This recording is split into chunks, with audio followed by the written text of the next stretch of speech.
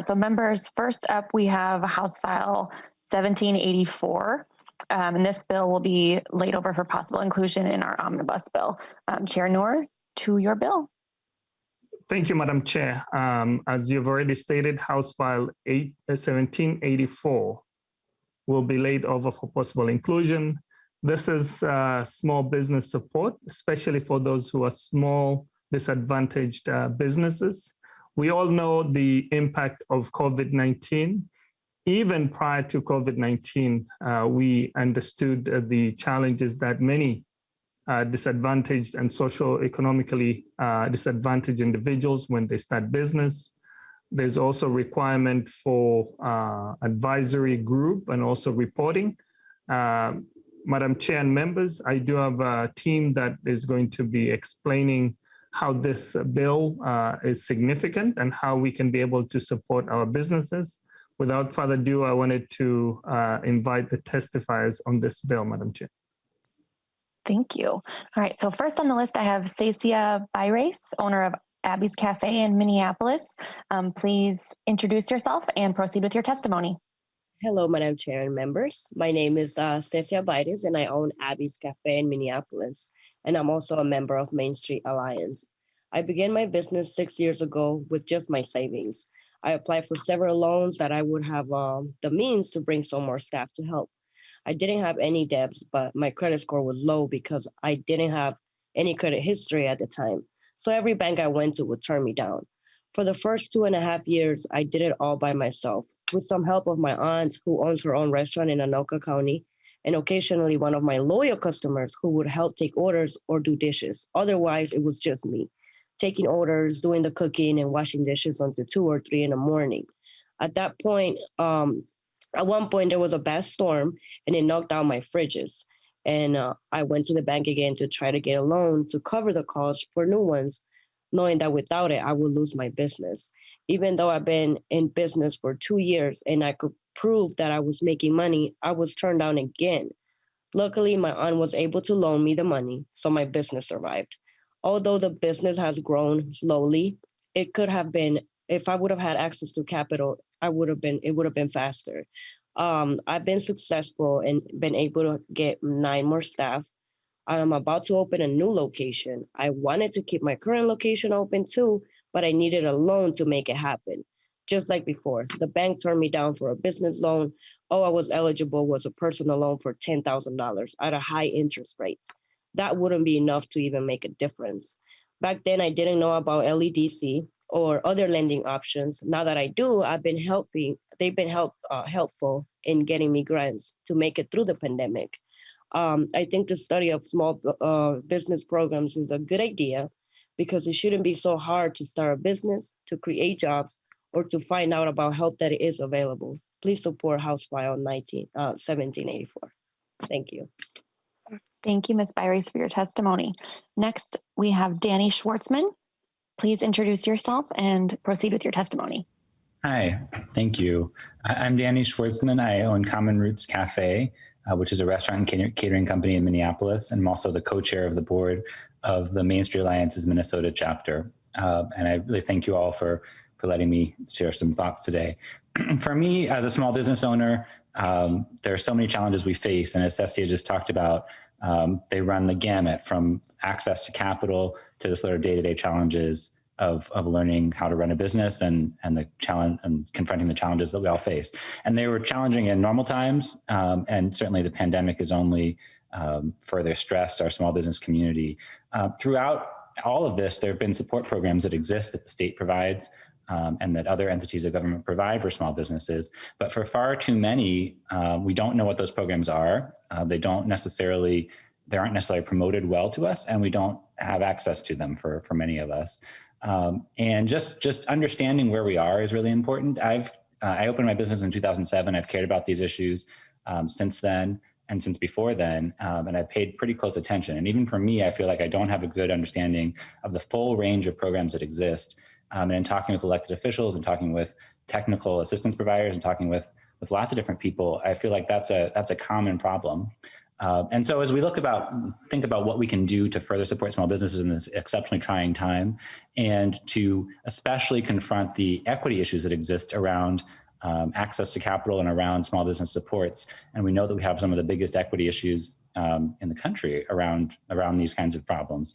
That when we think about what we can do, knowing where we are and understanding the programs that exist and having some evaluation of best practices, I think is tremendously important. And I'm really excited to have the possibility of a research report that will tell us where we are in a better way, so that we can have an informed conversation about what our future might hold, and really broaden our support for small businesses down the road as we come out of this pandemic, and hopefully make more and more people be able to come out stronger and share the opportunity for prosperity and that we know that our state needs for so many.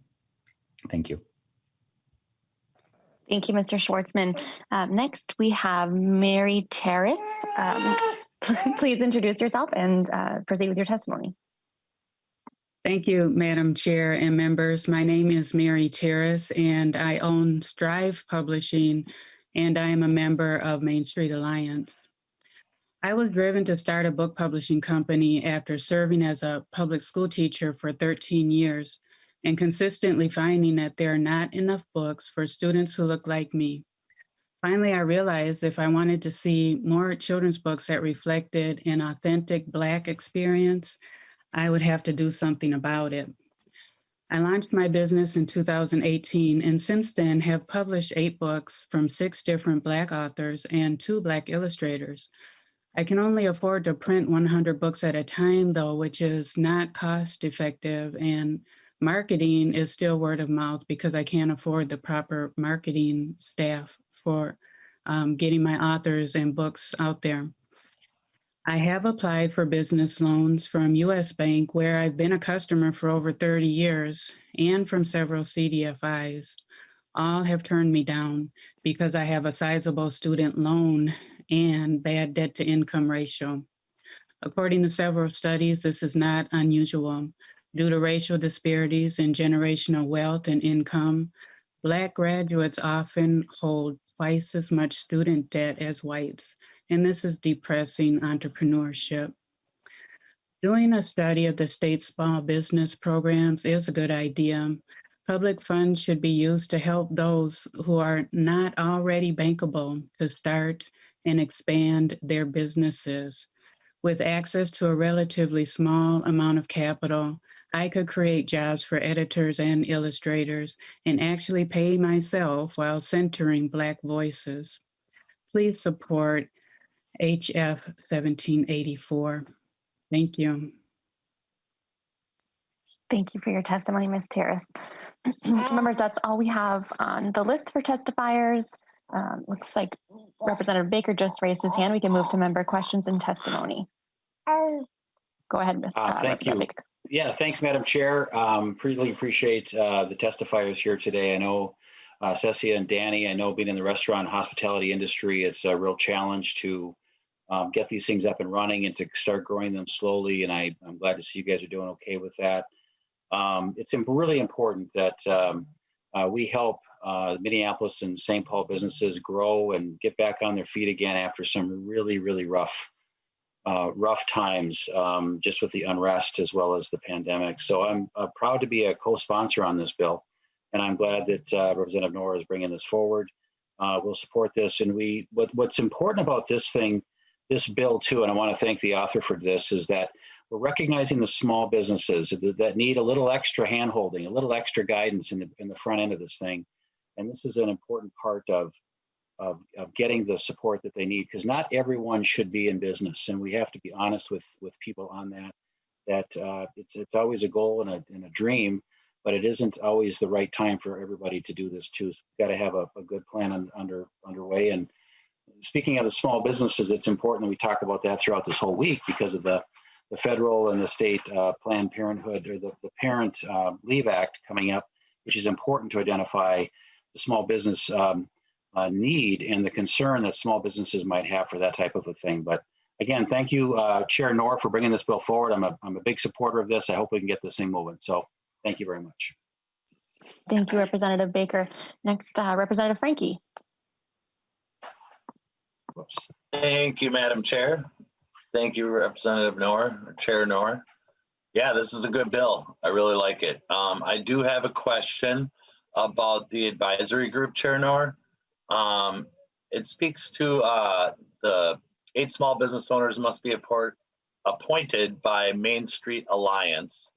Can you speak a little bit to who Main Street Alliance is and why they are given this specific duty? Mr. Chair?